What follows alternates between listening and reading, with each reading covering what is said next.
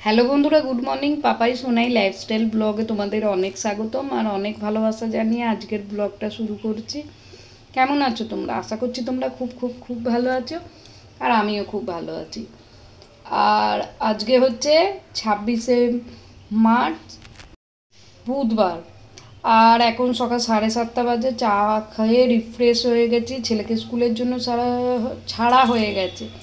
কিন্তু এদিকে রান্নাবান্না কিছু হয়নি। এবার না বসালে অনেকটা দেরি হয়ে যাবে, তাহলে রান্নাবান্না করি, সাথে থাকো।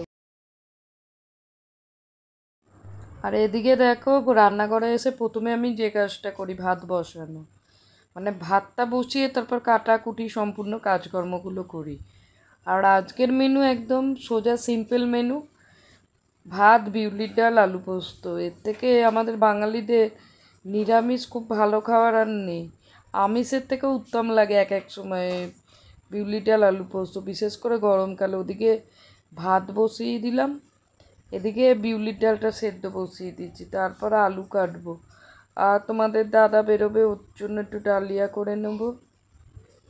আজকে আবার মনে হচ্ছে একটু বাজারে যেতে হবে, জানো তো।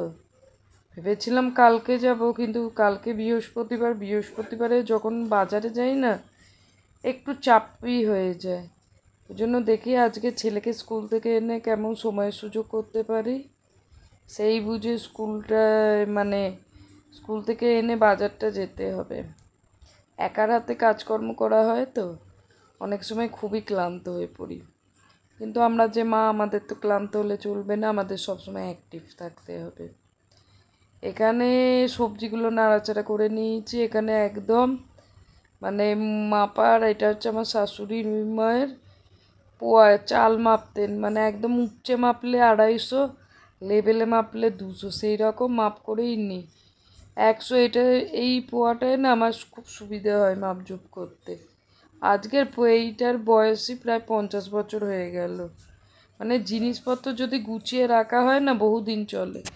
আর জিনিসপত্র যদি মানে ছড়িয়ে ছিটিয়ে রাখা হয়, সেগুলোর আয়ু আর কদিন থাকে বলো না। চলো তোমাদের দাদার আগে টিফিনটা করে দিই। ও বেরোবে, যতক্ষণ না মানে বেরোচ্ছে তাড়াহুড়োর শেষ নেই। ও বেরিয়ে গেলে তারপর আমাদের রান্নাটা আস্তে ধীরে করে নেব, তারপর ছেলেকে আনতে যাব। আর 9:45টায় ছুটি, 9:30টার ভেতরেই আনতে যেতে হবে। আর এদিকে দেখে নিচ্ছি ডালিয়াটা সেদ্ধ হয়েছে কি না। হয়নি বুঝলে তো, আর একবার সেদ্ধ করে নিলাম। চলো, এই যে তোমাদের দাদার ডালিয়াটা রান্না করে দিলাম, মানে যেটুকু বাচা কোচা আনাজপত্র ছিল সেই সমস্ত দিয়ে ডালিয়া করে দিলাম। আর ডালিয়াতে সবজি দিলে যেন কত হয়েছে, অল্প করেই ডালিয়া দিয়েছি। কী বলো তো, ও তো ভাত রুটি খায় না আমাদের মতো। যে খাবারটা খাবে পেটটা ভরে তো খেতে হবে বলো না। সারাদিন এত কাজকর্ম করে, মানে বাড়িতে যদি কোনো পেশেন্ট থাকে না, তার খাবার দাবার সম্পূর্ণ আলাদা হয়, এক্সট্রা যাকে বলে। আমি তো মনে করি শরীর যেটাতে ভালো লাগবে সেই সমস্ত খাবার খাওয়া ভালো। শরীর যদি খারাপই করে ফেললাম, তাহলে সেই সমস্ত খাবার খেয়ে লাভ কী বলো না।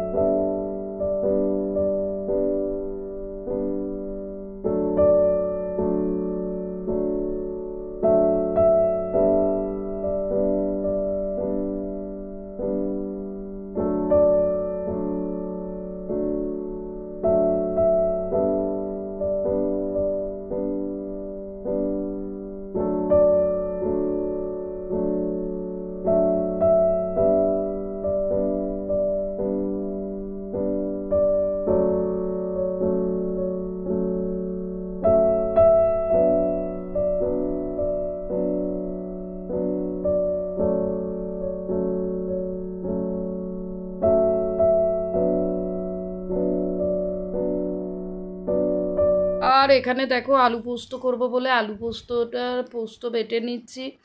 আর অল্প জিনিস না মিক্সিতে খুব একটা ভালো হয় না, বুঝলে তো বন্ধুরা। এই দেখো একদম মিহি করে বেটে নেবো, তাহলে জিনিসটা বাড়বে, খেতেও ভালো হবে।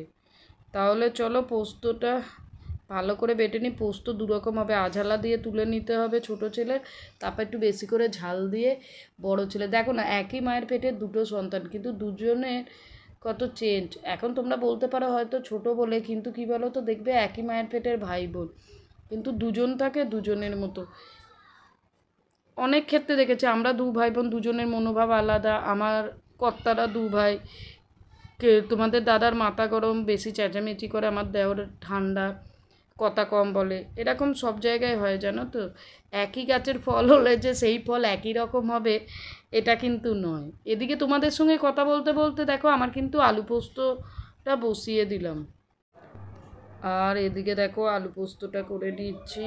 আর বিউলির ডাল আলু পোস্ত আমাদের বাঙালির কাছে গরমে এর থেকে ভালো জিনিস আর হয় না। চলো, এদিকে রান্নাবান্না কমপ্লিট, আবার বাজারে যেতে হবে। আজকে বাজারটা নেই জানো তো, আজকে খাটুনিও হয়ে গেছে খুব। ওদিকে ছেলেকে দিয়ে আসার সময় 10 কিলো আলু হাতে করে নিয়ে এসেছি, মানে হাতে করে বললাম কেন, কারণ টোটো অটো কিচ্ছু করিনি। আবার দেখি বাজারেরও অবস্থা খারাপ, বাজার যেতে হবে, কী আর করা যাবে। এই হচ্ছে সংসার, সংসারকে সবাই ভালোবাসে, সংসারটাকে লোকে উজাড় করে দিতে চায়। চলো বাসনপত্র গুছিয়ে ঘর দুটো মুছে সোজা বেরিয়ে যাব বাজারে। তাহলে বন্ধুরা আজকের ব্লগটা এই পর্যন্ত শেষ করলাম, দেখা হবে তোমাদের সঙ্গে নেক্সট ব্লগে। ভালো থেকো, সুস্থ থেকো, আর মন প্রাণ থেকে চাই তোমরা যেন ভালো আর সুস্থ থাকো, কারণ তোমরা হচ্ছে আমার ফ্যামিলির মেম্বার, আমরা একান্ত আপনজন। তাহলে ব্লগটা শেষ করলাম, দেখা হবে তোমাদের সঙ্গে নেক্সট ব্লগে।